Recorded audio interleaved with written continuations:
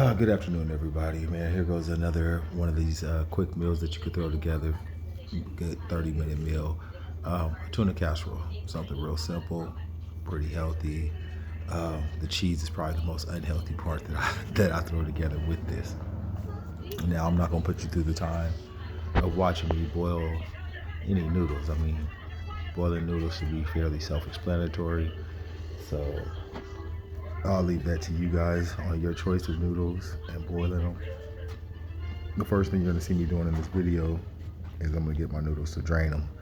I've already had my noodles on the stove, so I'm gonna get those, drain those. And while the noodles are still hot, you can do this in the pan that you're gonna cook it in. I chose to do this in a bowl because the bag of noodles that I did, I think was gonna take up more than just the one baking pan that I was gonna use for it. As you see right there, I have 2 cans of cream of chicken with mushroom, and I have 1 can of cream of celery. When I first started making this, they didn't make cream of chicken with mushroom. I'm not even a mushroom person, but it actually has the good flavor to go with this. So if you can't find the cream of chicken with mushroom, I will give you 1 can of cream of chicken, 1 can of cream of celery, and then 1 can of cream of mushroom. That will be my combination for my 3 cans. Go ahead and dump that over your hot noodles, and you're gonna want to start mixing that in. As you can tell with me, I don't do a lot of edits, I do my edits, but I don't do a lot of chopping out. On this video, you'll see it's gonna get to a point where I'm gonna start stirring, and I actually end up breaking the spatula I decided to use to attempt to help me in this situation. No parts of the spatula broke off into my food, so I just threw the handle away. By the end, the whole spatula's gone. But after I get my cream of soups in there, the ones that I chose on top of my noodles, I go ahead and I season that with some onion powder, some garlic powder, some black pepper, some garlic salt.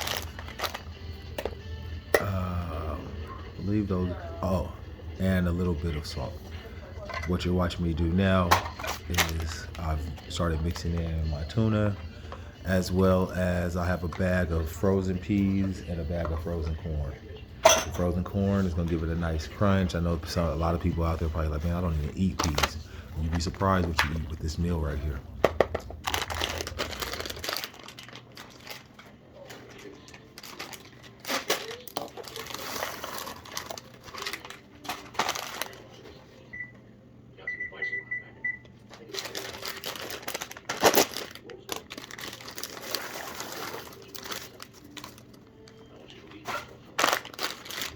As you'll be able to see, when it comes to the peas and the corn, I go ahead, I use about half the bag of cheese. These are 2 bags of 2 cups of cheese. So I start off by mixing about half a bag of each bag in and having that mixed throughout my bowl, so that I can make sure the corn, everything, the cream of everything is being mixed in. The cheese is gonna be throughout the whole tuna casserole.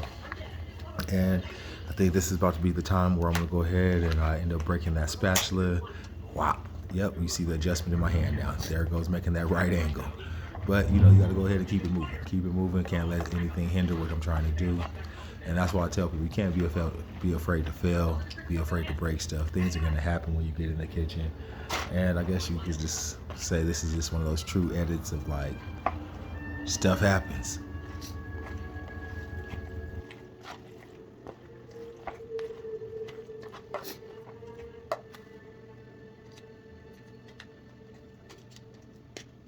By the time the sun rises,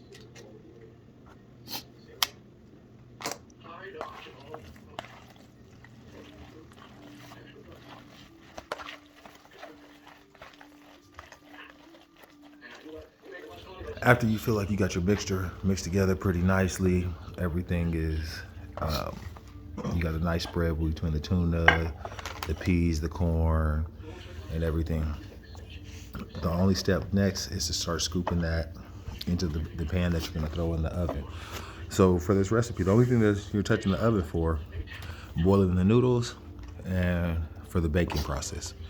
In this situation, I have my oven preheated to 325 degrees.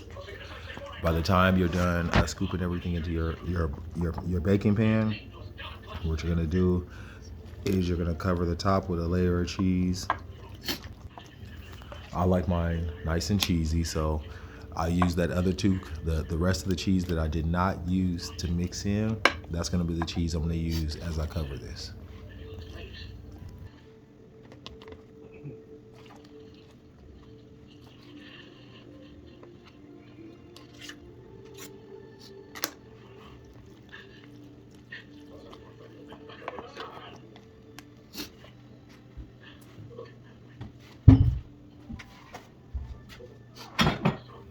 And as I said earlier in the video, I knew it was gonna be more than just one pan, so this was something that I needed to find another pan that I knew I could get everything to fit in.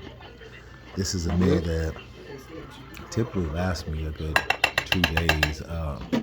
I'm not the only one in the household who loves this meal, who loves the flavor that comes out of it.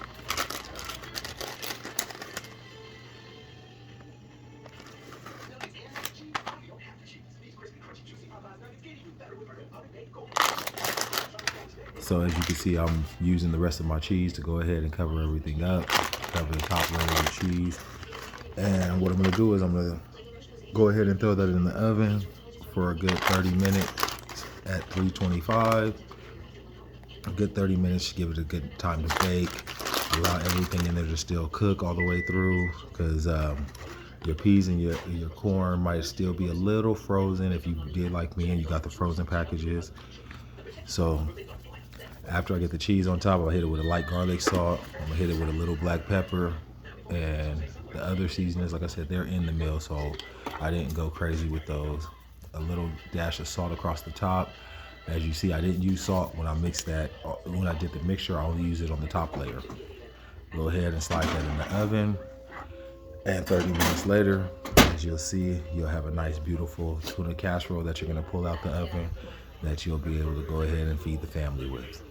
So at this time, as you know, gotta make it do what it do. Sit down and eat, so don't bother me.